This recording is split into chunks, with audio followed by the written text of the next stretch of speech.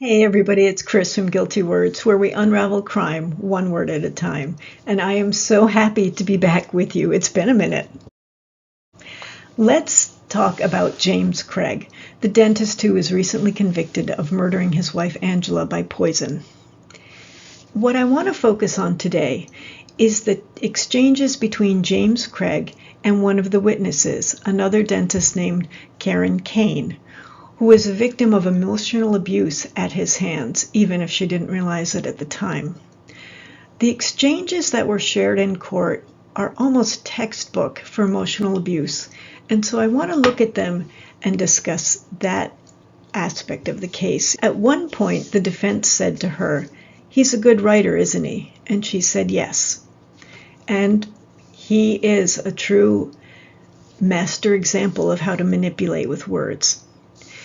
I've relied on the reporting of the excellent Lauren from Hidden True Crime, Lee at Lawyer Lee, as well as a number of news outlets to get the context of many of these texts because the trial was not televised. Also, from what I understand, is this is only a tiny portion of the amount of text that James Craig sent, not just to her, but to others as well. And I'm hoping that when the records become more public, we can actually see all of them. That would be fascinating to me. But let's begin with what we know. Let's take a look at all this texting together. Let's begin by reviewing the emotional abuse cycle in general. And keep in mind, these aren't three distinct segments, really. They overlap a lot. The first is idealization, the sort of puppy love stage, the love bombing as we often hear it called. The second is the devaluation, the beginning of making the victim doubt themselves and even reality. And then the discard, the emotional or physical separation, and then often the emotional abuse cycle starts again. Let's talk about these in a little bit more detail and then look at how James Craig and his texts apply to them. As we discuss this, I want to give a certain caution. It's very easy to say, how could someone not see red flags in a situation like this?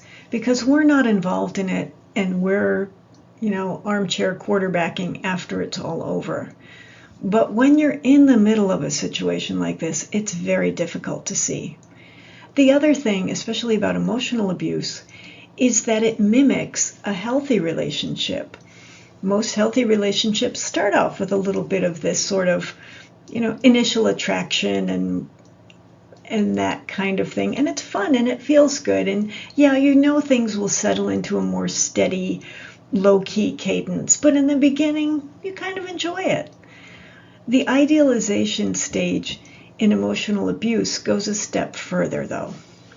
So the abuser overwhelms the victim with praise, affection, understanding, if you will. And this is in order to build trust and dependency. Somehow, these people just are able to hone in both on a victim's values and their vulnerabilities in an almost creepy way. So it comes with intense flattery, the promises of a near-perfect future, and looking at vulnerabilities like they can help heal or fulfill them. James Craig did this expertly with Karin Cain. So what's the abuser's purpose in this initial idealization stage? It's to lower the victim's defenses. And in trying to build this trust, it also builds a dependence on the abuser for validation and sometimes security.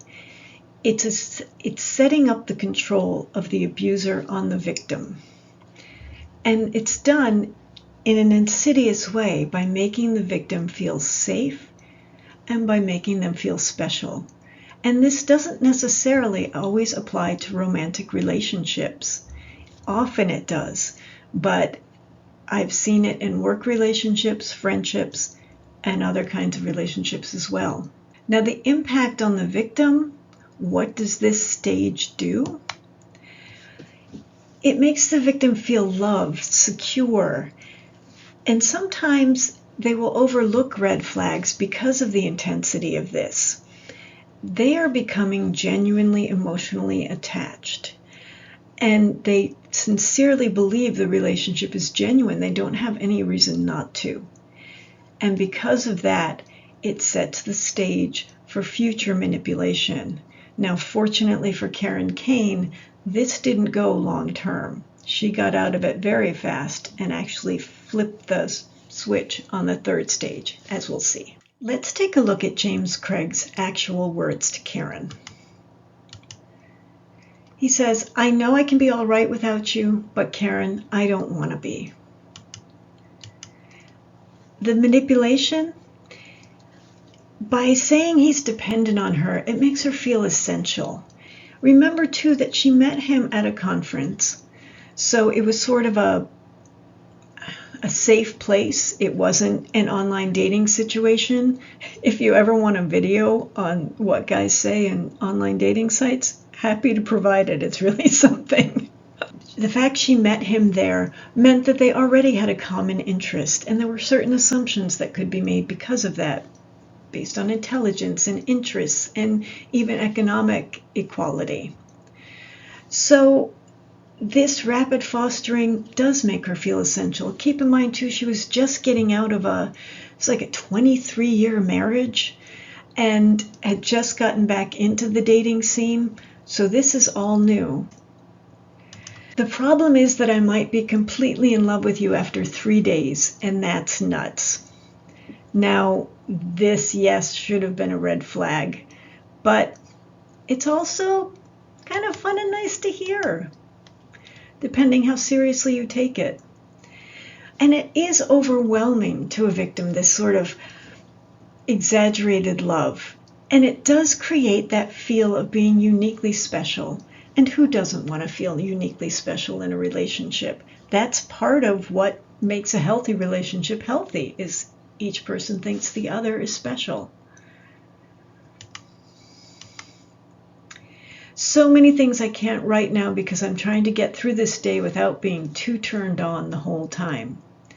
Now, Karin Cain was an ethical woman who set boundaries on many levels, including physically. She wasn't going to bed with him right away in the relationship. But by bringing this up, it's another form of manipulation. It's this sexualized flattery, and it gives her a feeling of being physically desirable. And again, another way of deepening her emotional investment in this whole situation. I've fallen in love with you so deeply that the list of attributes has become endless. More over-the-top flattery. That's very difficult to resist and makes her feel irreplaceable. Karin, I hope you know that I love you not because of your brains or your beauty or your humility. Dream of me, my eternal love, and may heaven let us bloom together forever. I'm not going to try and pronounce the Spanish words. I will insult anyone who can speak Spanish if I do that. But this over-the-top poetic language, if it worked for Shakespeare, Craig figures it can work for him. The promises of an eternal love, it takes advantage of Caine's desire for a deeper connection, which he's made clear by setting boundaries with him physically. And he knows she's recently divorced and she's alone at this conference. He zeroes in on that and uses this type of language to cement her trust. The other thing I want to point out here is, may heaven let us bloom together forever. And this goes into a larger picture of something that Cain did. Karin is a very devout person, and James Craig pretended to be. And he allowed her to listen in at one point when he was praying with his children before they went to sleep. Now, that's exploiting her religious sensibilities, because praying with someone is actually a very intimate act. It's why pastors often get in trouble with parishioners. And hearing someone pray with their children is listening in on a very intimate bonding act between a parent and a child. I'm a little uncomfortable at the thought that he had this microphone going and his children probably didn't know it, and this should have been a private parent moment. But that aside, sharing the faith side of his persona was another way to manipulate and bond with her, because who wouldn't trust someone with a strong faith? I'm conflicted because I'm missing you like crazy, but my self-control is not present right now. I need a woman who needs me in that way, and I want it all. I love you. He pretends or portrays himself as being overwhelmed emotionally and is beginning the pressure to get her to say the same thing about him, to keep it even, because that means he's got her hooked and he's going to start reeling her in. Let's take a look at the effect that this had on Karin Cain based on a few things she said to the jury during trial. First, she said, "This was the first man I had a one-on-one intimate conversation with in 30 years." It shows how Craig was filling a void in her post-divorce, and that made her vulnerable to this love bombing, if you will. Additionally, she said, "It felt exciting, like a high school girl. It felt like love." Sure it did. And there's nothing wrong with that, because a lot of healthy relationships start that same way, that first blush of attraction. And yes, it made her feel youthful and loved. And that often blinds us to someone's motivations. And in addition, for an emotional abuser, it continues to grow that emotional dependency on that person for validation. And she said to the jury that Craig felt like he was honest and vulnerable. That gave a sense of trust. She was being vulnerable, so was he. And it drew her into this deeper emotional connection with him. It's very intimate to be able to share genuine feelings, fears, and emotions with someone. And she felt she could with him. He was someone that she could talk with, not just to, and not just listen, but they shared. Very good technique, because it mirrors the real thing. In addition, Cain shared with the jury, she said, she was talking about what she had told her friends, and she said, "I told them they're divorcing," because she genuinely believed he was in the middle of a divorce from Angela and was even living separately from her. And this was important because it shows, one, that she believed him about that, and that they would have a legitimate future together. It shows her trust growing. Her marriage, and she admitted this to the jury, had been really not a safe place. And so when I felt all this safety, I felt seen and heard, and it was extremely comforting and drew me in. Exactly. That's exactly what James Craig was intending to do. He exploits her vulnerability from the past abusive marriage, or at least unhappy marriage, and positions himself as a safe, attentive partner, which again intensifies her emotional involvement. Heaven sent her the near perfect man after everything she'd been through. It's a pretty irresistible draw. Remember what we said the purpose of this stage was: to make the victim feel euphoric, loved, secure.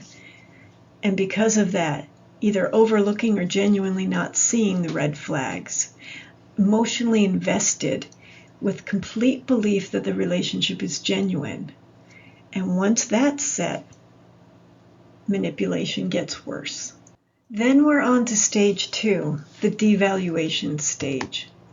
Now in this stage, the abuser begins to undermine the victim's self-esteem through lies, gaslighting, guilt, often causing some confusion and self-doubt.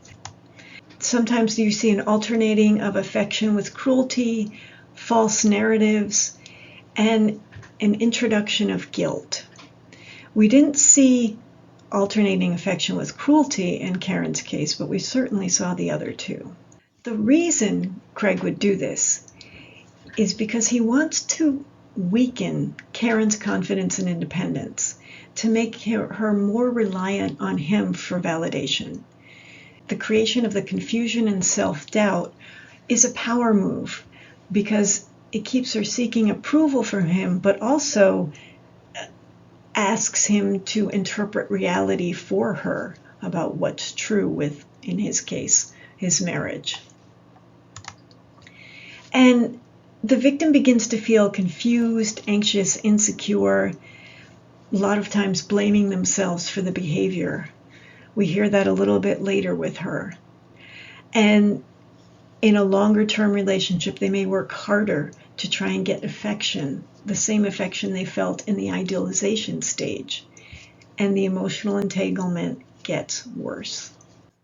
Let's look at how Craig starts weaving in some of these devaluating phrases in his texts, especially lying. He says to Cain, "I don't think she, Angela, understands what it means to be getting divorced." And this manipulates Cain into believing the relationship is legitimate because he knows she has ethical concerns and he wants to keep her invested in it. "I didn't tell her, Angela, anything about you." This is to reassure Cain because she's starting to feel guilty about being a homewrecker.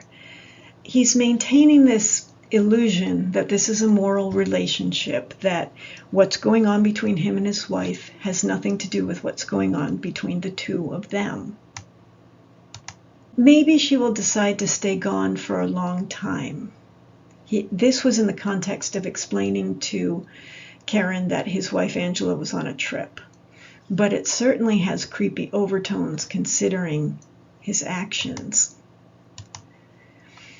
And it also is setting up this idea that Angela's absence, not just divorce, but total absence, would resolve all the barriers between them.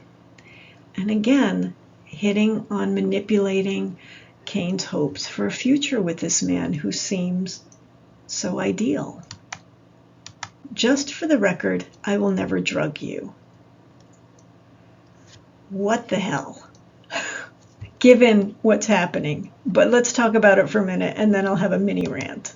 In this case, Angela's health is deteriorating. He's texting from the hospital and as things are going downhill. He's trying to deflect suspicion from himself. We're going to see more of this.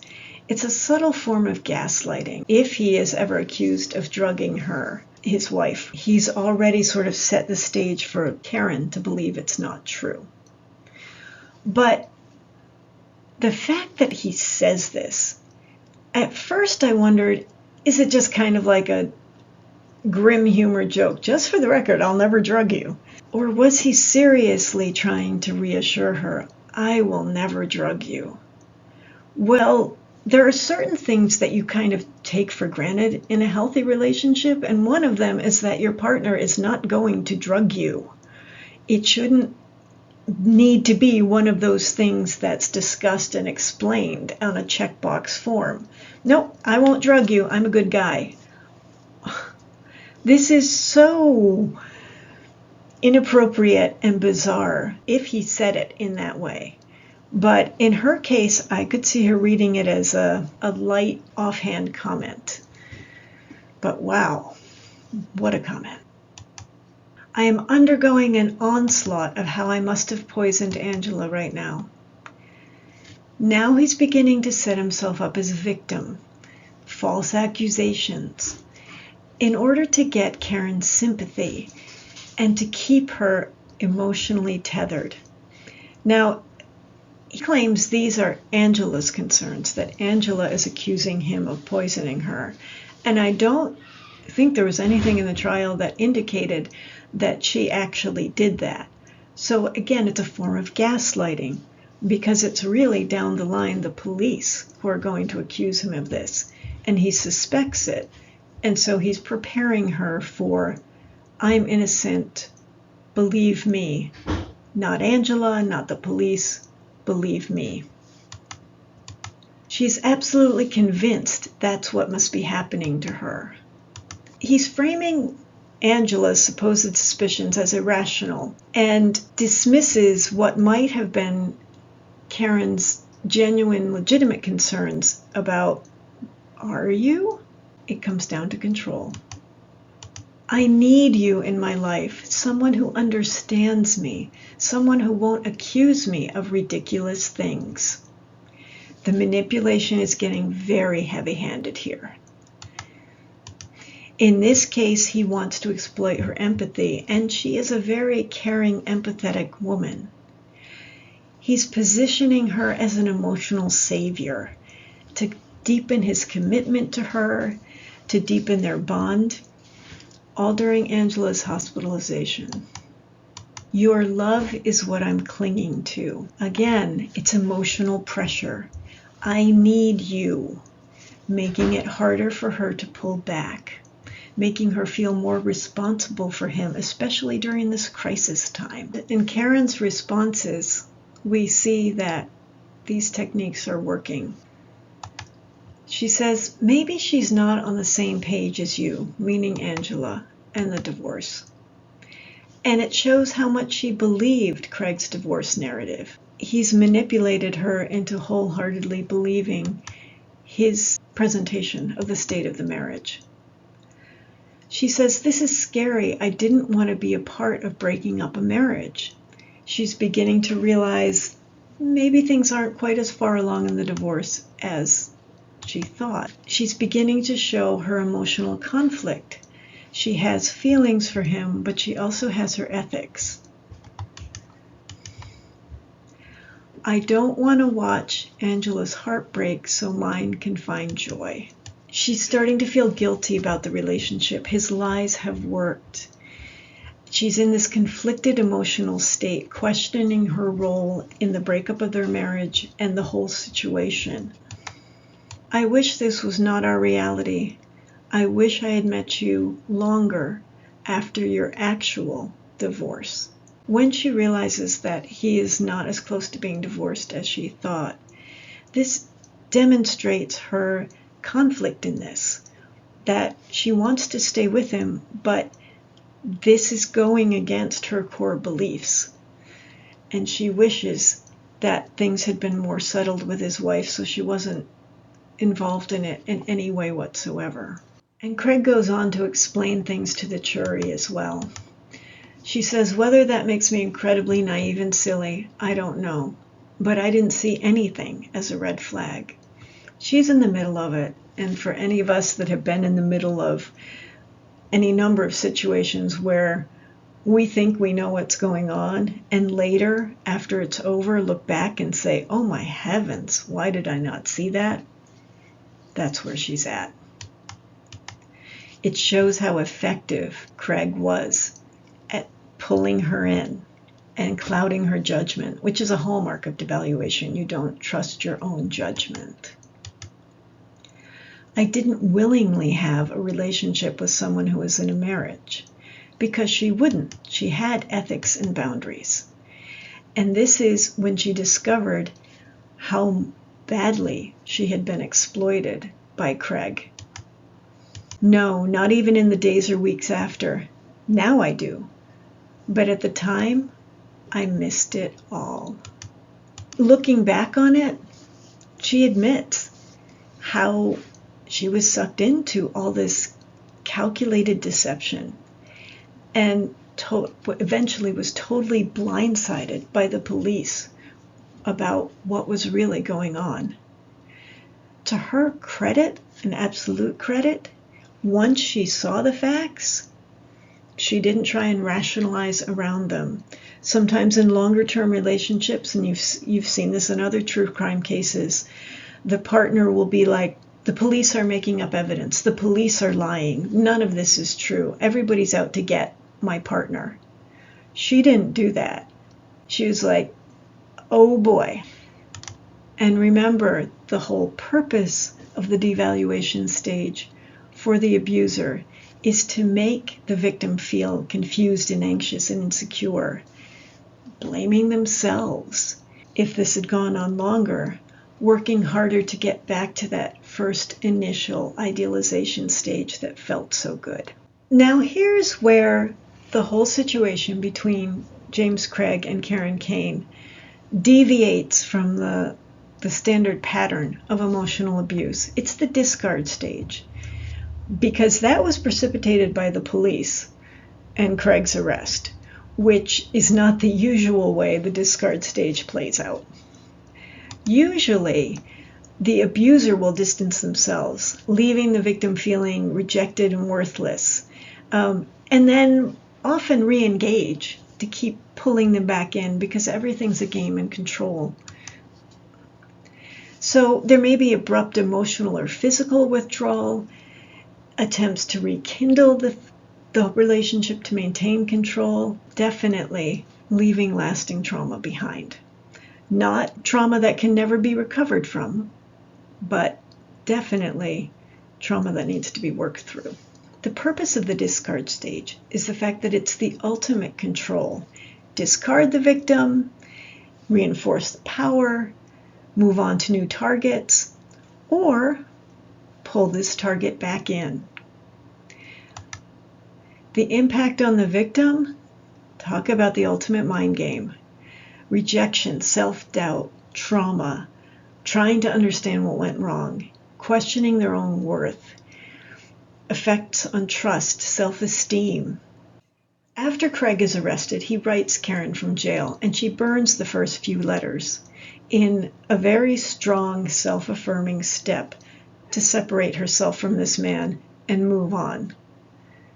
He, however, is not ready to let her go, and the police ask Karin to keep the letters. She sets clear boundaries with him, as she has before, of don't write me anymore, we're done, essentially. And he completely ignores them, believing that that same grandiose, wonderful language he used before will work on her now, but she's too smart for that. Despite the way you've taken up so much real estate in my mind, distracting my thoughts and memories during the day, and beautiful dreams at night, I need you to know that I love you as much as I never did, 1,000 times more than I ever thought possible. But this time, she's not really buying it. He's attempting to rekindle and reconnect with her, but now the manipulation isn't working. She's discarded him. Karin, you have ruined me in all the best ways. He's trying to use that poetic language again to guilt and flatter her into re-engaging with him. And again, disregarding her boundaries. If he truly loved her, he would respect those boundaries. I die a new death every day I cannot be near you. This exaggerated suffering is a form of trying to get sympathy from her, trying to reestablish that emotional control, even though she's made it clear that she is not comfortable with any of this anymore.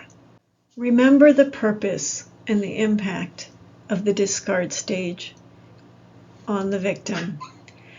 The rejection, the self-doubt, the emotional struggle to understand what went wrong, questioning their own trust of themselves, their self-esteem. Karin made that clear as she was speaking with the jury. First, she said to Craig, "Do not write me anymore." You can't get clearer than that. And she's recognizing his ongoing manipulation, and she's attempting to break free of it. Not an easy thing to do, even in a short-term relationship like this. She said in an interview, "If I had known what was true, I would not have been with this person."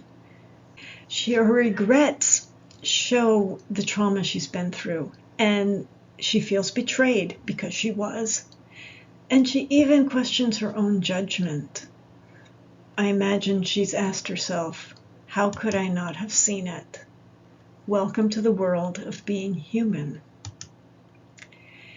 At this point, she says to the jury, I mean, today, in today's world, I really don't know anything. And to me, this is one of the saddest statements she made, because it shows the impact of Craig's manipulation, that so much of her trust has been shattered, and she doubts her own sense of reality. And she shouldn't, because she's human, and she believed a man who is incredibly believable. She wasn't the only one. There's a whole list of them, including a woman he worked with who said they had kind of an emotional affair. He was the ultimate predator. Who of us would have been wise enough? So what are some of the key takeaways that we can learn? Look at how she went from feeling like a beautiful, young, happy, excited high school girl to having such deep regret and trauma. There's a cyclical nature to emotional abuse. It's not really completely linear. For example, in the jail letters, the I die a new death, every day I cannot be near you. It shows how Craig is attempting to re-idealize Kaine after they've split. Again, trying to maintain that control, and that can happen in amidst any of the stages. And the insidious impact, because it doesn't have physical evidence, it makes it harder for victims to recognize what's going on. Kaine was getting confused. I really don't know anything. And maybe I was naive and silly. It shows how these manipulators erode confidence. Exploiting vulnerabilities. Craig found out that she was recently divorced, realized there would be a desire for connection, used the love bombing to hook her, deception to control her, and victimhood to try and delay her disengaging with him. He thought those hints about I'm going to be falsely accused and gaslighting would be enough for her to stay once he was in jail, but she didn't go down the I believe you 100%, everybody must be lying route. She got out. So was Karin Cain the reason James Craig killed Angela? I don't think so. I think the main reason he killed Angela was money, followed by wanting to be out of the marriage without the stigma of divorce because he worked so hard to present a perfect life to everyone. For whatever reason, I think he hated Angela because his method of killing her was nothing short of sadistic. I think Karin was a game to him, and I think he wanted to keep her dangling because she would have made a good partner in his widowed state. But nothing else would have changed. He would have kept going with all the affairs and everything else until maybe he murdered Karin too. He's where he needs to be, in jail for the rest of his life. And he leaves a string of hurt people behind him, not just Karin, but others, especially his own children. It's a sad lesson about emotional abuse, but it's a good reminder too that none of us are immune to it. It takes healthy human feeling and twists it in an unhealthy way. And it's always good to keep an eye out for it in any relationship. Thank you for joining me today. I really appreciate your time. And again, I'm so happy to be back with you. I am really looking forward to your comments down below. And we have a bunch of things to talk about, so look forward to extra videos coming your way. You'll get totally sick of me. If you've liked this video, please give it a thumbs up. I've got to let YouTube know I'm back and feed the YouTube algorithm monster. So like, share, subscribe if you haven't. And I am looking forward to seeing you in the next video. So until we meet again, please use your words wisely and well. Take care.